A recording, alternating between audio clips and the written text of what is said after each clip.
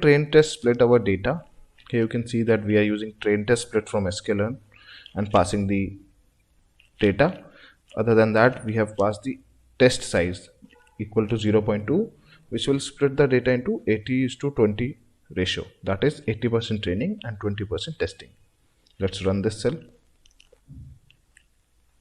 So after splitting our data, this is the most important step.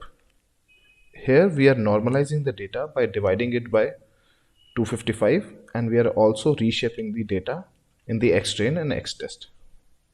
Let's run this cell and normalize our data. It will take some time because we have around 3000 images. It's done. This is also an important step. Here we are using label binarizer and we are one hot encoding our Y data. And we will also print the sequence of the classes here.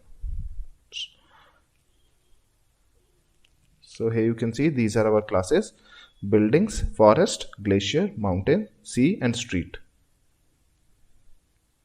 After this, we need to split our data, our training data, into validation and training data. So we are doing that here.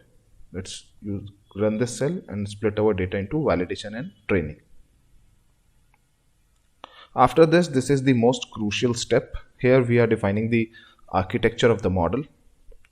So here you can see that as we are creating a sequential model, so we have put model equal to sequential, and we are passing all the layers as a list to this. So the different types of layers we are using are the conv2d. Here you can see that we are using conv2d with a kernel size 3x3 and filter 16. Here you see that we have passed the input shift, that is 150 by 150 by 3. After that, we are using a batch normalization layer, a leaky ReLU activation, and similarly other conv2d. You can create your own architecture. You can create different types of layer that you want.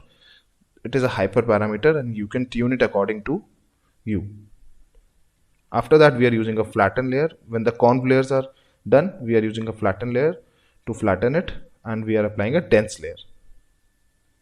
In the last layer, you can see that as we are it is a multi-class classification problem and we have 6 classes, so we are using the 6 neurons in the last layer, and the activation function is softmax. And in the end, we are printing the model summary. So different layers that we have used here are batch normalization, which is a technique for training very deep neural network, as it standardizes the input to a layer for each mini batch. Leaky ReLU, it modifies the function to allow small negative values when the input is less than 0. We have used conv2d layer. It is used to create convolutional kernel that is convolved with the input layer. Similarly, max pooling, which is used to downsample. That is, it takes the maximum value over the window. And a flatten layer, which flattens the input and creates a 1D output. After that, we have used dense layer. So let's run this cell and print out the summary of our model.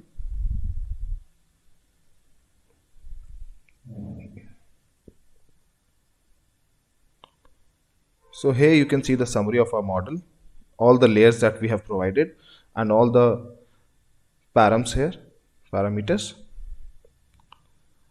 In the end, you will see that there are around 306,422 total params, out of which 305,718 are trainable and 704 are non-trainable. So let's move forward and compile it. So for compiling, we need to pass 3 parameters, namely loss, optimizer, and metric. Here you can see that we will pass loss as categorical cross entropy, optimizer as Adam with a learning rate of 0.0005, and metrics as accuracy. Let's run this cell. It has compiled our model. After that, this is the important step. This is the fitting of the model. So for fitting of the model, we are using around 70 epochs and a batch size of 128. You can try for more number of epochs to increase the accuracy. So during each epoch, we can see how the model is performing by viewing the training and validation accuracy. And for fitting, we are also passing the validation data here and storing this fit into a history variable. Let's run this. So it will take some time because we are running it for 70 epochs. Let's see how much an epoch takes, and according to that we can calculate how much time this total 70 epochs will take. So here you can see that first step took around 137 millisecond.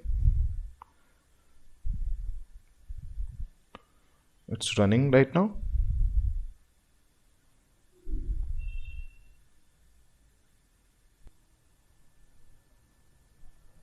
While training, you can also see the model performance here, the loss at every epoch, the accuracy, and the validation loss and validation accuracy at each epoch. So it is completed, and it took around 3 to 4 minutes for this. So now next we will save this model. So we need to save this model for use it later stage for prediction. So we will save this model, and I have passed the path as my drive. So it will save on my Google Drive. So here we are saving the model. After saving the model, let us visualize the training history. Let us plot the accuracy of the model for the training history. And for that, we are calling the history accuracy and history validation accuracy and plot it against each epoch. So let's run this and visualize the training history. So here you can see the training accuracy as the red line and the validation accuracy as the blue line.